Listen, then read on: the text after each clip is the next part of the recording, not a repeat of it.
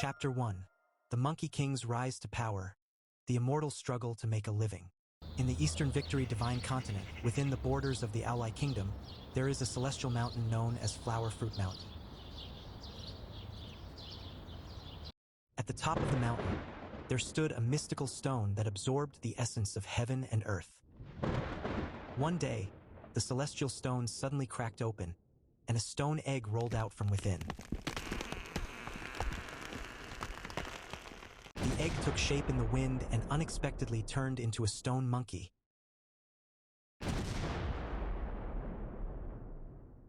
The stone monkey opened its eyes, and its gaze was like a torch, shooting out two beams of golden light that soared into the sky, startling the deities above.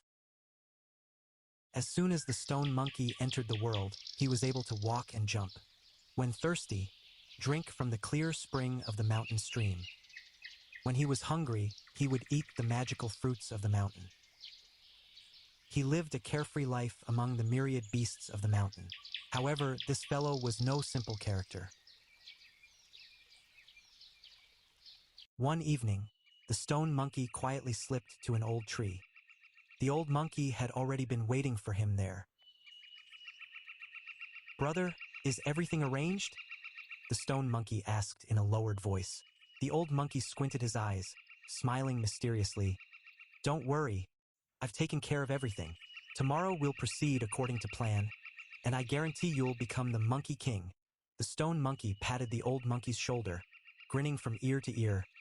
"You really have a way with this. When the time comes, we brothers must celebrate properly." The next day, the weather was hot, and the group of monkeys, seeking to escape the heat, rushed to the mountain stream to play in the water. The stone monkey pretended to observe the trickling water and suddenly proposed, "Where do you think this water comes from?" An old monkey stroked his beard and said, "Why don't we follow the water flow and find the source?" "Great idea! Great idea!" The other monkeys cheered excitedly, following the stream upwards. At last, they reached the end and discovered a waterfall, the water cascading down like a hanging Milky Way, magnificent and imposing. "Wow, this waterfall is so spectacular!" a little monkey exclaimed in awe. The stone monkey pretended to have a glimmer of curiosity in his eyes. Could there be something extraordinary behind the waterfall? The old monkey feigned surprise as he looked around and suggested, "Whoever dares to jump into the waterfall, discover its source, and return safely, we shall crown him as our king." The group of monkeys glanced at each other, and none of them dared to step forward. Seeing that the time was ripe, the stone monkey stepped forward, patted his chest and said, "I'll go. You all wait for my good news." Before the other monkeys could react, the stone monkey had already leaped into the waterfall. He already knew the ins and outs inside and headed straight for the water curtain cave that had been discovered long ago. After crossing the iron plank bridge and seeing everything in the stone cave, he chuckled proudly. Everything's taken care of." He quickly turned around, rushed out of the waterfall, and shouted to the group of monkeys, "Everyone come quickly, there's a paradise inside." "Really?"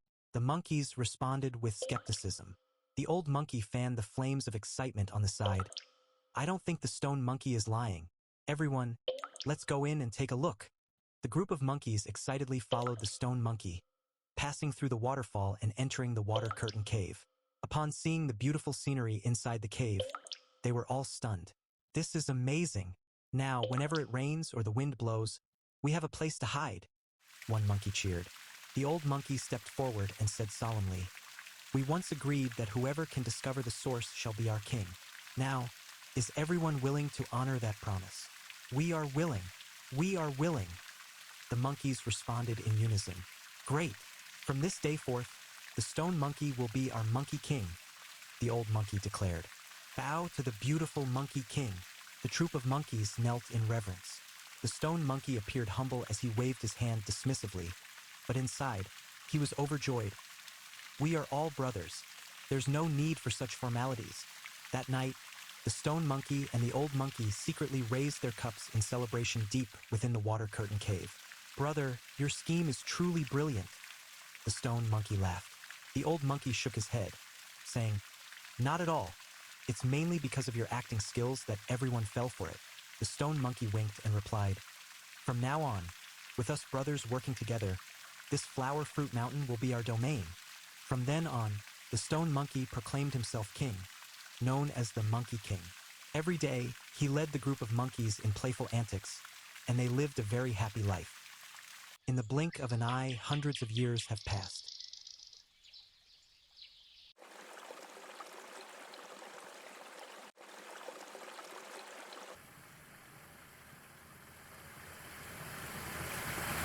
One day, the Monkey King and the group of monkeys were drinking in the cave when suddenly he became somber.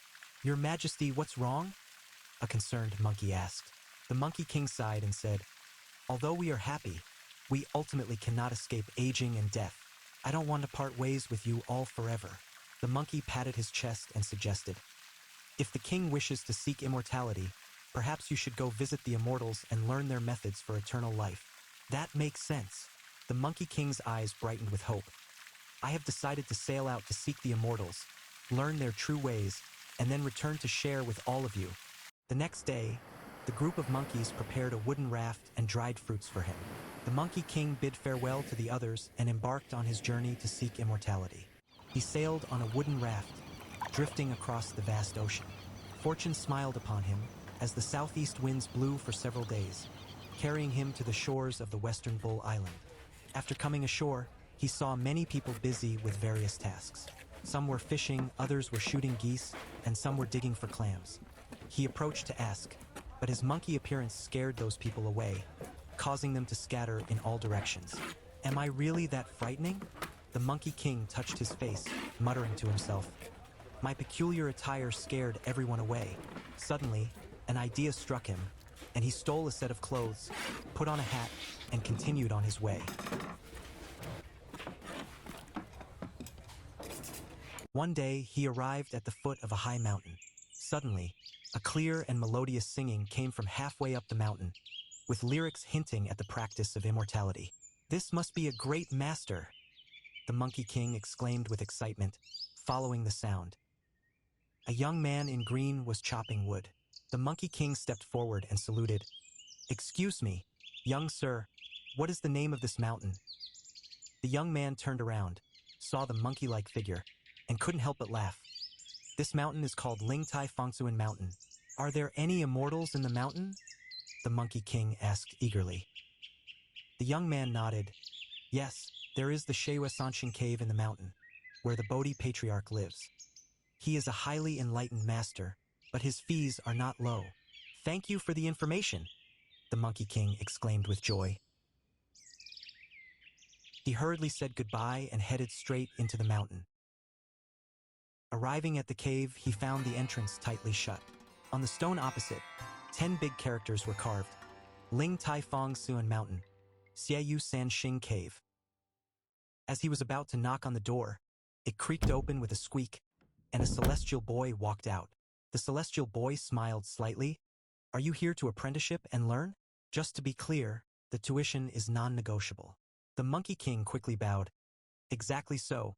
Please introduce me, and the tuition is no problem. Follow me." The celestial youth turned and led the way.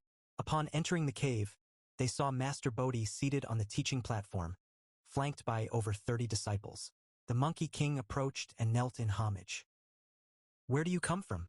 What is your name?" the master asked. The Monkey King respectfully replied, "I am a disciple from Flower Fruit Mountain, with no name." The master stroked his beard and smiled. "Since you have no name, I will give you one.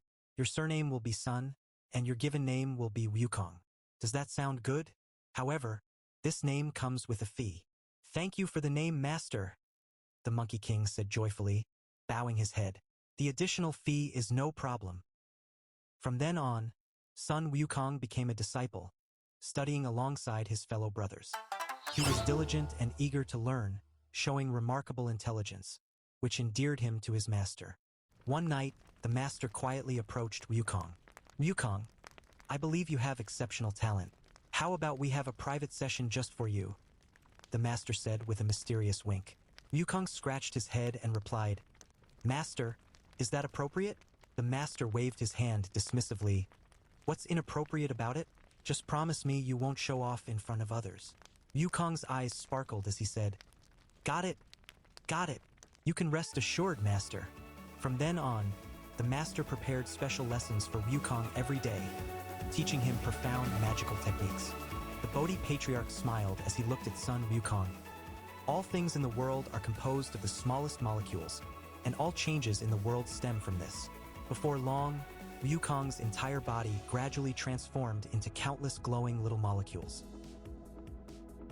With a gentle breeze, his body instantly transformed into a flying bird. Master, is this the 72 transformations? Wukong reverted to his original form, filled with amazement and admiration.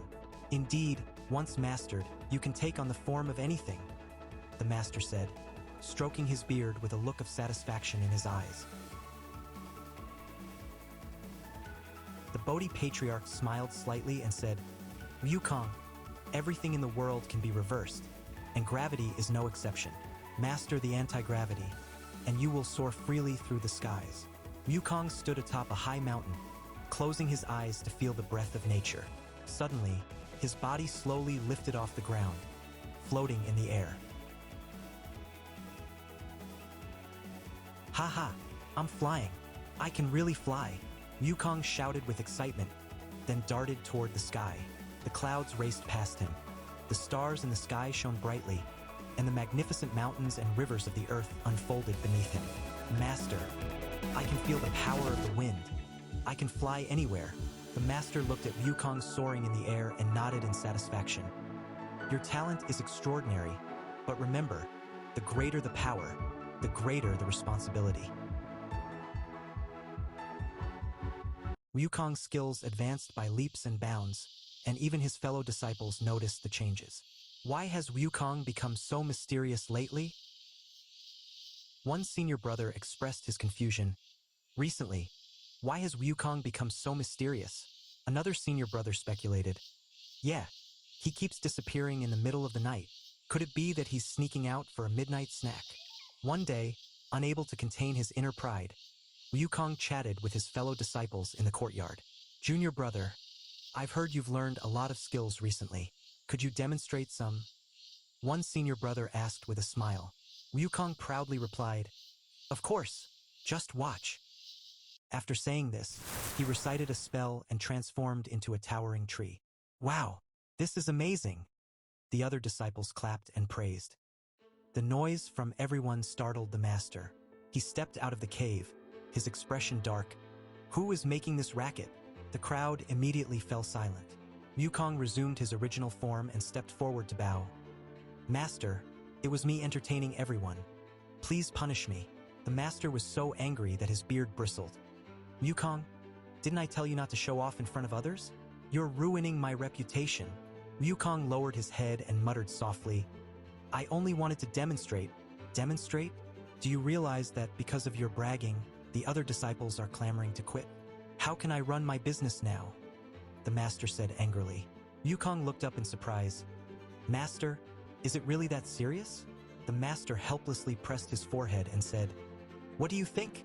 I'm relying on this training class to collect tuition fees and support my family. Ideals won't put food on the table. Wukong scratched his head and asked, Then what should I do? The Master sighed. You have already damaged my reputation, so I can only ask you to leave. Wukong was taken aback and knelt down to plead. Master, please give me another chance. The Master firmly replied, This matter is decided. However, for the sake of my reputation, I will publicly claim that you were learning without permission. After you leave the mountain, do not say that you are my disciple. Wukong tearfully vowed, I will remember the Master's teachings and will not forget. Watching Wukong leave, the Master stroked his beard and revealed a strange smile. This boy will surely cause chaos in the 3 realms in the future, and then my name will be known far and wide. Thus, son Wukong was forced to leave his master and set off on a new journey, and his story has just begun.